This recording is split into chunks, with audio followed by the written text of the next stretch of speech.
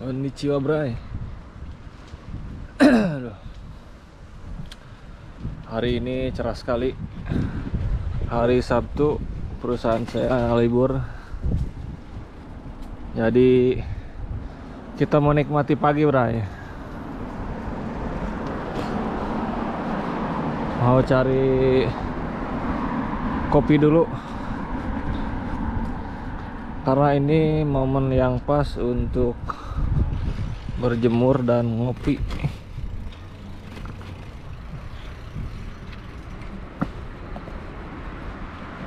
Saya bawa sepatu karena nanti sore mau langsung poli, malas pulang lagi, jadi bawa sepatu.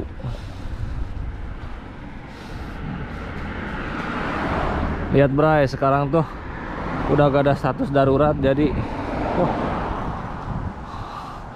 rame tuh, lihat. Udah ada pertandingan lagi, udah boleh ada penonton. Ya, kita lihat suasana setelah bisa dibilang ini new normal ya.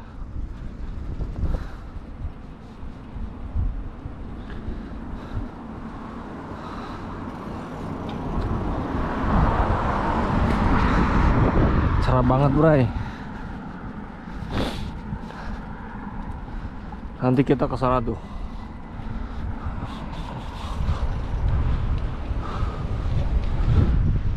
Beli rokok dulu.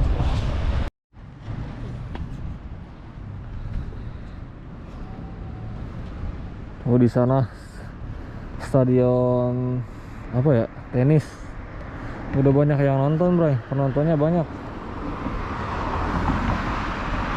Udah boleh berkerumun kali.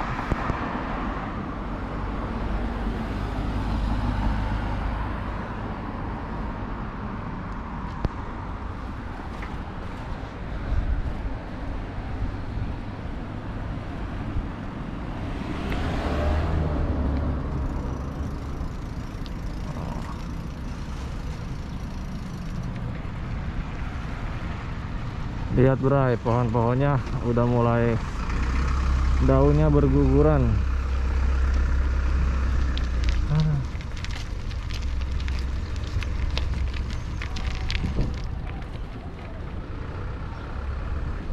Kalau lihat kakek-kakek kayak gitu, keinget yang di rumah.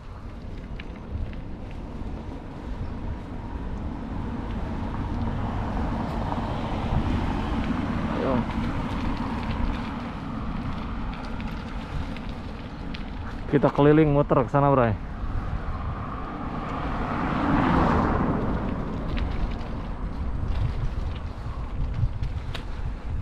Cuacanya juga ini mendukung ini.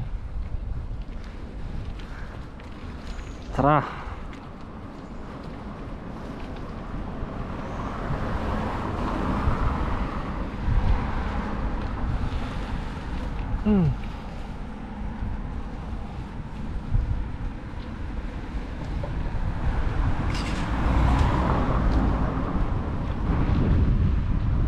Ini saya sendiri, Bray. Yang lainnya ini ada yang mungkin belum bangun, ada yang ya mungkin masih masak.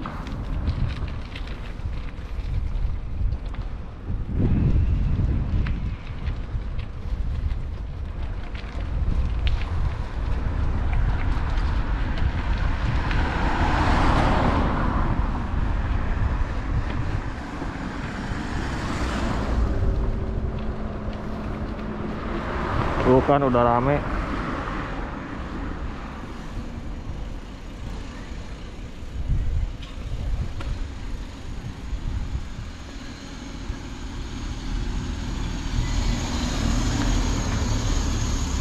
Kita nyebrang deh.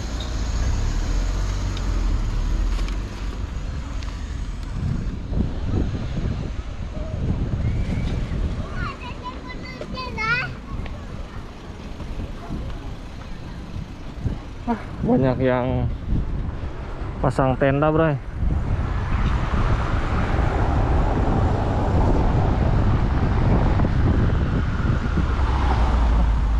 Si aki-aki keren juga nih.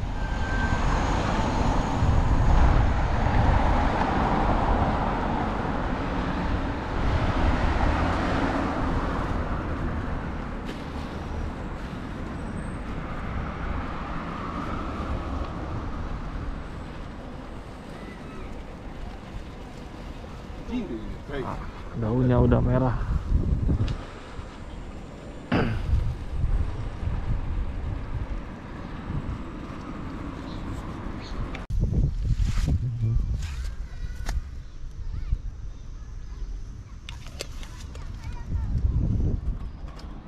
Aduh, kurang nikmat apa, bro? Ada waktunya kita tuh kerja capek, ada waktunya juga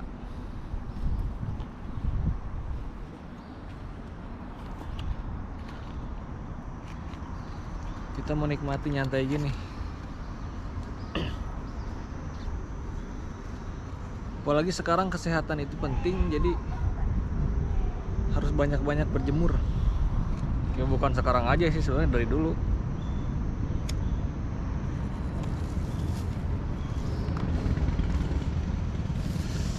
Kadang-kadang nih Braya, kalau gue lagi ngevlog ini, pasang kamera, terus sendiri ngerokok gini kan, ngobrol sendiri, terus orang-orang tuh kadang-kadang suka ada yang liatin, mungkin ngapain tuh orang ngomong sendiri.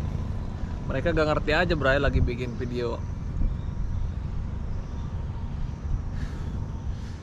Kalau misalkan hari libur itu, saya tuh sering baca DM ya, DM Instagram yang mungkin pas waktu hari kerja itu nggak kebaca gitu kan. Dan tadi pagi ada DM menarik yang saya pikir saya nggak bisa balas di DM, saya harus balasnya ini lewat video. Jadi DM-nya tuh seperti ini. Saya bacain ya, namanya mungkin nggak perlu dibaca ya. Assalamualaikum bang, mau nanya, kalau di Jepang itu kerjanya keras gak bang? Maksudnya kayak bosnya keras ke pekerjanya itu ya. Saya sekarang SMK bang, bingung mau fokus belajar mana, soalnya kata orang di Jepang keras kerjanya. Nah, saya pengen tahu gimana sih, bener begitu atau enggak bang? Tujuannya saya lulus sekolah SMK, pengen coba ikutan tes. Nah saya bingungnya katanya bosnya keras. Gara-gara itu saya bimbang, terus kepikiran kalau ke Korea, tapi sama aja gak bang? Jadi gini Bray, jadi dia tuh masih sekolah, masih SMK, terus dia pengen ke Jepang. Mungkin ya bisa jadi lihat vlog saya, mungkin lihat ya vlog-vlog yang lain ya, atau berita tentang kerja di Jepang. Nah dia tuh tertarik, dia pengen kerja di Jepang. Tapi banyak yang bilang juga, mungkin saya juga pernah curhat sih dulu di YouTube, di Jepang itu kerjanya keras gitu kan, dan pokoknya ada negatif ada positifnya. Nah dia itu bimbang, jadi bingung ke Jepang atau enggak gitu kan kalau udah lulus. Jadi dia tuh bimbang sekarang mau ke Korea apa ke Jepang. Saya di sini mau kasih jawabannya. Tonton sampai habis ya. Tenang, ngos-ngosan saya sambil ngopi. Jadi gini Bray, yang namanya kerja itu sebenarnya bukan hanya di Jepang ya.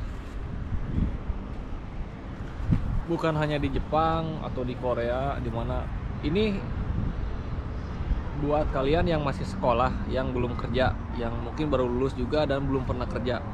Jadi setelah kalian lulus, kalian mutusin buat mau kerja, yang namanya dunia kerja itu segala macam ya. Ini saya cerita dari pengalaman pribadi ya, bukan dari pelajaran.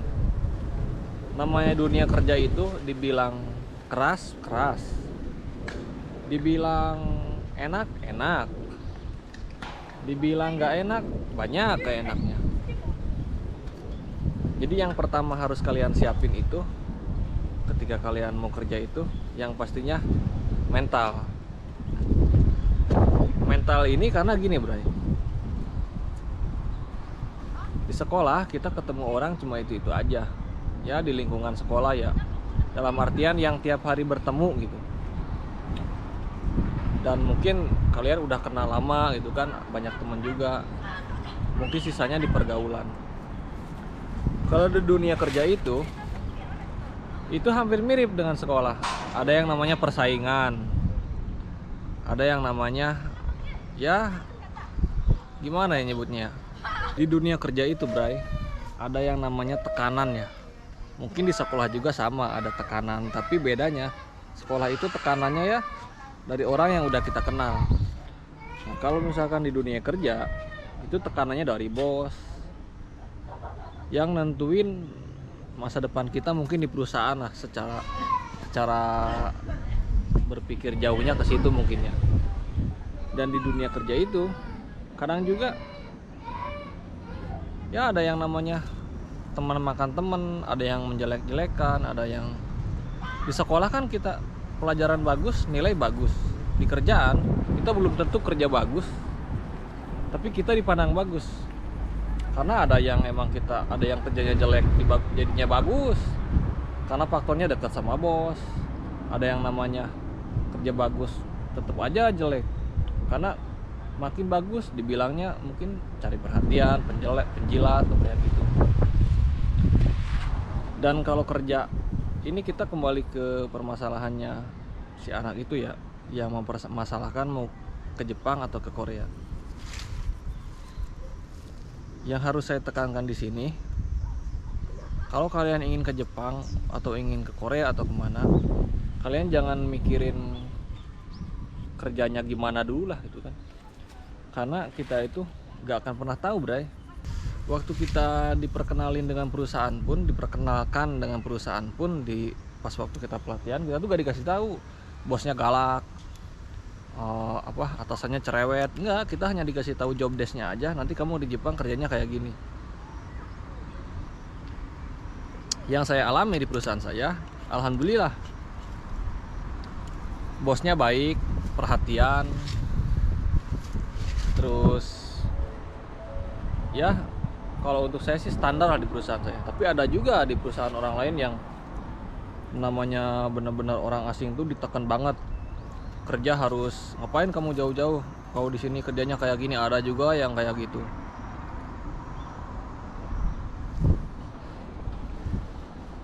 Jadi mungkin buat teman-teman yang mau ke Jepang atau ke Korea, jangan bingung lah. Intinya kalian niatkan satu, pengen kerja dan tujuannya apa, pengen bahagian orang tua, gak usah dulu mikirnya nanti bakal gak betah atau bakal gimana. Makanya pas pelatihan di LPK itu kita tuh dididik Bray. Dididik dengan pelatihan yang keras. Yang guru-guru di LPK itu sebenarnya baik-baik aslinya, tapi karena mereka dituntut jadi mereka tuh kayak keras, kayak disiplin biar kalian terbiasa di sini. Nah, kalau patokannya tuh gini, kalau orang yang gak tahan di pelatihan di LPK, udah pasti di Jepangnya gak akan tahan. Tapi kalau yang di LPK terbiasa, insya Allah nanti di Jepang juga kalian pasti biasa lah. Mungkin dari pertanyaan itu saya bisa jawabnya seperti itu ya. Mohon maaf bila kata-kata saya ini mungkin agak bingung kalian atau kurang jelas ya, karena saya juga motivator bukan, saya cuma vlogger biasa yang ingin sharing pengalaman. Kalau kalian mau nekat, ada kayak teman saya, dia bahasa kurang, ya pergaulannya juga di Indonesia jarang gaul, tapi dia nekat aja pergi ke sini. Kalau udah di Jepang kan pulang nggak bisa, betah juga ya harus dibetah-betahin. Ya meskipun kalau emang pengen balik banget ya bisa pulang gitu kan, tapi karena dia udah nekat ya akhirnya selesai juga tuh 3 tahun. Jadi tetap semangat buat kalian. Mudah-mudahan sharing kali ini bermanfaat buat kalian. Dan Jepang juga sekarang alhamdulillah mungkin sebentar lagi akan buka, kita doakan saja sama-sama. Video kali ini mungkin sampai di sini. Nanti sampai jumpa di sharing-sharing video saya yang selanjutnya, oke? Jangan lupa like, komen, dan subscribe. Follow juga Instagram saya @Tito_Herdianto. Jangan lupa like, komen, dan subscribe. Assalamualaikum warahmatullahi wabarakatuh.